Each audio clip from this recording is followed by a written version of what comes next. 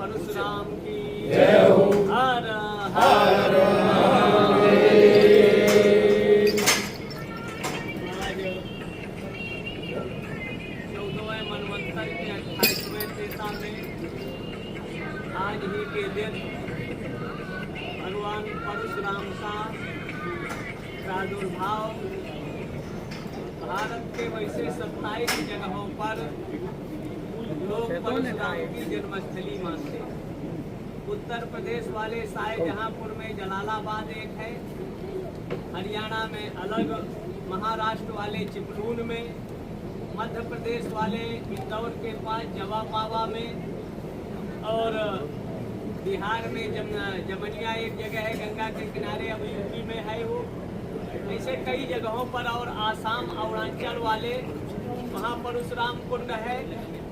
जगह जगह परशुराम अश्वत्थामा बलिर्व्यासो हनुमानश्च विभीषणः कृपा परशुरामश्च सप्तैते चिरजीवनः। ये 7 जो हैं चिरंजीवी हैं। और महेंद्र पर्वत में ऐसा वर्णन आता है पुराणों में, भगवान व्यास ने लिखा है कि परशुराम आज भी वहाँ तपस्या करते हुए और कालक्रम के प्रभाव से समय समय पर विभिन्न महापुरुषों को उन्होंने आज भी जो साधना करते हैं। परशुराम एक ग्रंथ है कल्पसूत्र, उसमें त्रिपुर सुंदरी की आराधना का वर्णन है। तो उस दृष्टि से अगर देखा जाए तो 14वें मनवंतर के 28वें तेता में काल मीमांसक की दृष्टि से 1,79,76,000 वर्ष काल मीमांसक परशुराम का काल मानते। और अगर व्यास की दृष्टि से देखें तो 5 करोड़ से ज्यादा परशुराम का प्रादुर्भाव का काल होता है। आज ये अक्षय तृतीया है जिसमें हम समाज के लोग सामूहिक बालिकाओं का पाणी ग्रहण विवाह संस्कार करते हैं।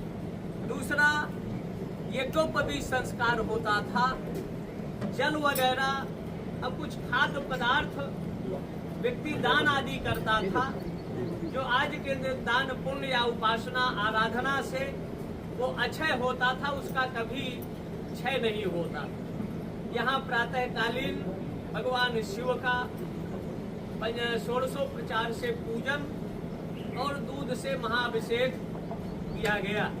जो यहाँ के ब्रह्मीभूत जिन्होंने अपनी पंच कर्मेंद्री, पंच ज्ञानेंद्री और 11 जो मन है, सांख्य के 24 तत्वों को देखते हुए समाहित कर अपनी पराचेतना को ब्राह्मी चेतना में समाहित कर आज हम लोगों के बीच में नहीं है।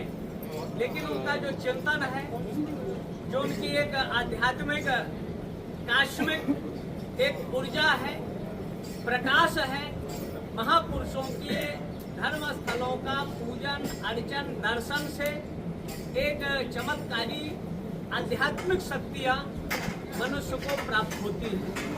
जो लगभग ये 700 वर्ष से प्राचीन भगवान आदि शंकराचार्य ने 10 नाम की व्यवस्था दिया था। 10 नाम में उनके गुण कर्म के आधार पर और उसके अनुसार मठों की स्थापना किया।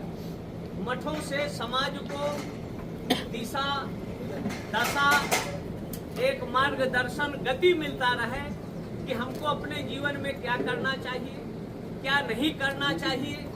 क्योंकि जो मानव जीवन है देव दुर्लभ है। हीरा जैसे अमूल होता है, वैसे जो आपका ये जीवन है दुर्लभो मानुषो देहि देहिनाम क्षणभंगुरम तत्रापि दुर्लभम मन्ने वैकुंठम दर्शनम। ये जो मानव जीवन था, जिसको प्राप्त करने के लिए देवता भी तरसते हैं, ऐसे देव दुर्लभ मानव तन प्राप्त किए। और लगभग हजारों साल से ये जो मठ है, इस क्षेत्र के लगभग हजारों किलोमीटर में लोगों की आस्था, श्रद्धा, भक्ति का केंद्र रहा है।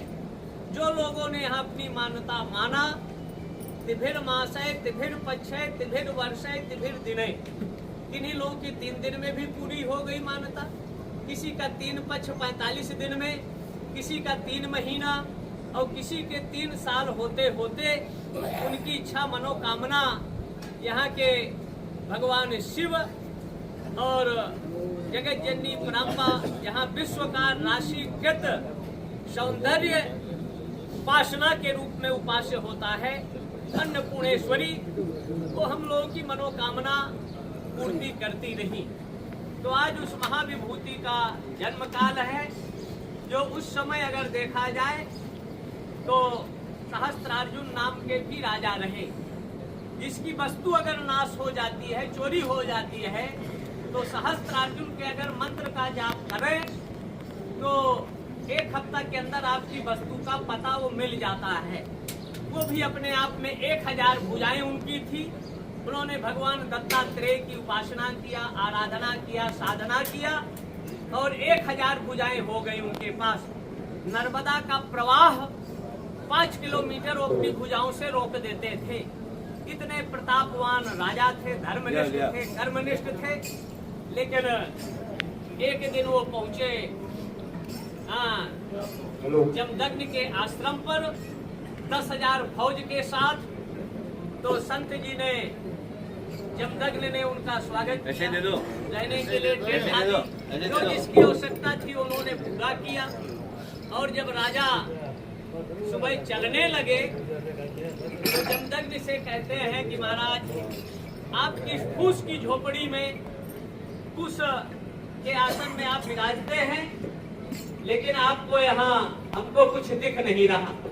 ये जो हम लोगों ने कामना किया कि ऐसा बिस्तर मिले, ऐसे खाद्य पदार्थ मिले, वो सब हमको यहाँ मिला, लेकिन ये सब आपका हो कैसे रहा। अंतोगत्वा जमदग्नि ने कहा कि महाराज, ये जो कुछ भी है ये हमारी गाय है। जैसे यहाँ भी आश्रम में गाय है, जो नंदिनी के रूप में थी, सुरभि के रूप में थी।